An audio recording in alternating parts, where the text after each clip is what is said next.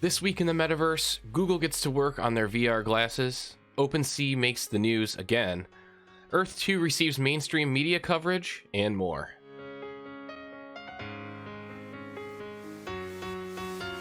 What is up, guys? Welcome back to the Bull Combo. I hope you're all doing great, and I hope you're having a fantastic Friday. Coming at you guys with another edition of the weekly Metaverse update. Before we get started, just a quick note. I know I mentioned a couple videos ago that I was in the middle of doing a daily art challenge. Well, this weekend I'm going to be releasing Snarls Series 1. It's my first full art collection released in NFT format. There's going to be 15 items, all for 0.05 ETH a piece. So if it's something that interests you, if you guys like this art, feel free to grab one of these. I'm going to make sure to post on Discord and Twitter when the collection goes live on Opensea. I don't necessarily expect these to sell, immediately or at all, and this is my first attempt at posting art in the NFT world like this and to this level. So if you guys enjoy them, feel free to support them. Otherwise, feel free to share it with people that you think might support it, and I'd appreciate that greatly. All right, guys, now that we've gone through that, let's go ahead and jump right into this week's weekly Metaverse update. NBA Top Shot creators Dapper Labs are back at it with a new sport and a new collection. UFC Strike is the latest sports brand to come to the Dapper experience, and it sees the UFC join the mix. The inaugural pack drop was last weekend, and it was met with mixed reviews, as many claimed the moments distributed were of low-level fighters that hold pretty much no long-term value. It seems like this was coming from a lot of die-hard UFC fans, and while I can understand them not being interested in the moments, I believe this is more of a dispersion tactic to ensure that there's enough moments to go around for everybody when it comes to the sport itself. Nevertheless, the UFC Strike team went on to make an announcement in Discord that due to certain distribution algorithms they were unhappy with, they decided to go ahead and reward all the individuals that purchased the pack last weekend. So anyone that purchased the pack last weekend on UFC Strike will be given a rare moment automatically, and they're also going to be given a $50 Dapper Balance credit. You can't withdraw this credit, but it can be used to buy a future pack on any of the Dapper experiences, whether that be Top Shot, UFC Strike, or NFL All Day, which I think was a pretty cool way to reward people based off of a less than ideal experience. Dapper has seen massive success with NBA Top Shot and more recently with NFL All Day, which is still in beta access. The UFC Strike experience is available for sign up now. According to a new report, Google is working on an AR/VR headset codenamed Project Iris. Similar to the existing and upcoming Meta Quest devices, Google's device will utilize outward-facing cameras to blend computer graphics with a video feed of the real world. Apparently, early prototypes being developed at a facility in the San Francisco Bay Area resemble a pair of ski goggles and don't require a tethered connection to an external power source, obviously a key factor in long-term adoption. It appears the hardware will be powered by a custom Google processor similar to the newest Google Pixel smartphones and will likely run on Android, though recent job openings indicate it could be a heavily modified version of Android or even an entirely new operating system. Google's headset is still early in development, and without consumer release details, many anticipate a 2024 release date at the earliest. This will mark Google's first entry into glasses technology since 2012's Google Glass. Walmart seems to be planning its own collection of NFTs, as well as possibly its own cryptocurrency. Late last month, the retailer filed some trademarks that imply plans to sell and make virtual products such as sporting goods, personal care products, toys, home decor, and electronics. A separate filing detailed that Walmart will offer consumer NFTs as well as virtual currency. This comes several weeks after a video began making the rounds on Twitter showing a purported Walmart Metaverse experience. The video has since been debunked as old news, but generated a lot of conversation on the topic of a Walmart Metaverse shopping experience. It's interesting to see Walmart taking this stance seriously with these trademark filings, and I can imagine we're going to have a lot more development on this topic over the coming year. It's been a relatively quiet few weeks for the Sandbox. There's been several NFT collection drops to keep users busy, but the biggest news occurred this week in two parts. First came the sand airdrop for landowners. Landowners were eligible to receive a sand airdrop based on the amount of lands they currently own.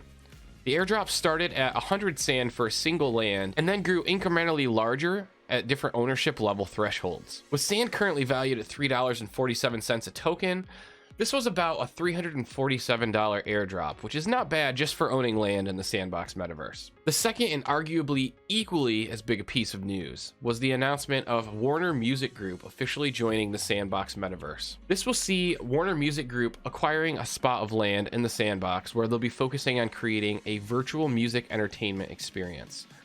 It was described as being a cross between an amusement park and a concert venue. They envision WMG artists performing virtual concerts and have stated that there will be an accompanying land sale to allow users the chance to buy land plots near the WMG estate. According to a recent article, Korean bank DGB Financial Group has purchased land in Earth2 for the purpose of a future metaverse headquarters.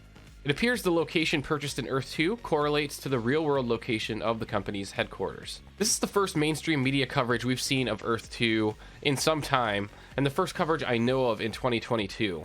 The last coverage being in late 2021 when Earth2 was mentioned on an Italian broadcast news network. In addition to this news, a new Earth2 egg hunt is now live. An announcement was posted in Discord and on Earth2 socials signaling the beginning of this egg hunt, and it looks like this egg hunt is going to be a lot different from the previous one. As you may recall, previously the egg hunt occurred within a video that the Earth2 team released. However, this time, any future content posted by Earth2 has the potential to contain these Easter eggs. Sounds like they're going to be posting a lot of images to correlate with upcoming announcements, and these images could contain the Easter eggs. Being the first person to claim one will lead to several lucrative Earth2 prizes, including thousands in in-game currency. Opensea was in the news more than they probably would have liked this week.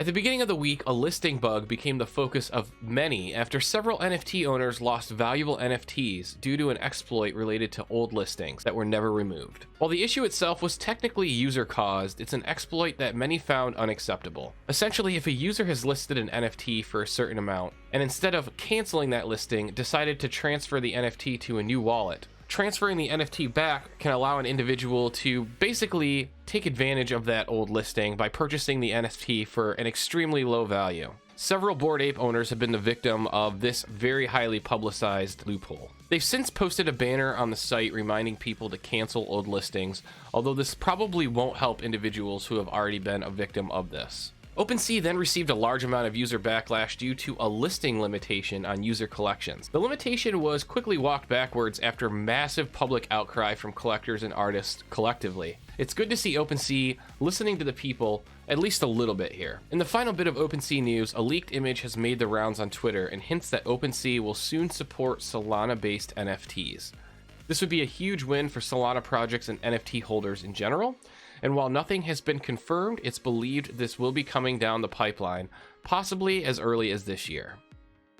Alright guys, and before we get into the last update for today, if you guys enjoy this content, please consider hitting the like button on this video. And if you enjoy the content you see on this channel, please consider hitting that subscribe button and hitting the bell to get notified when I post new videos. This really helps the YouTube algorithm push these videos out to other people that might find this content useful. So again, if you're enjoying this, if you find yourself coming back to these videos on a weekly basis, consider hitting that like button, subscribing to the channel, and hitting that bell to get notified.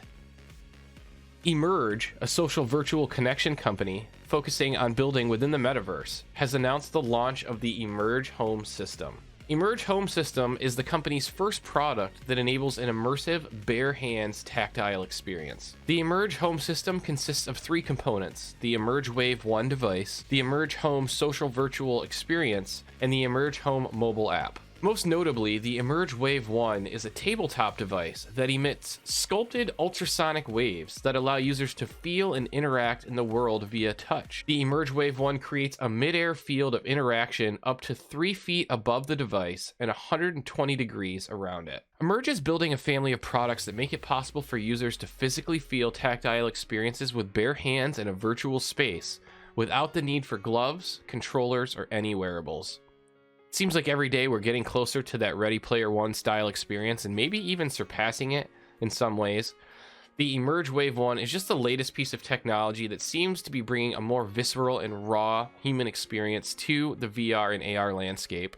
And I think we're going to see a lot more pieces of tech and emerging hardware like this announced and released over the coming year. I'm really excited to cover those here in these weekly updates. Alright everyone, that was all I had for this week's weekly Metaverse update. As always, I do appreciate all of the support here on the channel, everyone that likes the video, subscribes to the channel, shares this out to others. That support is extremely appreciated, so thank you from the bottom of my heart. Other than that, I want to thank you all for checking out this video. I hope you guys have a fantastic Friday, an excellent weekend, and until next time, we'll see you soon.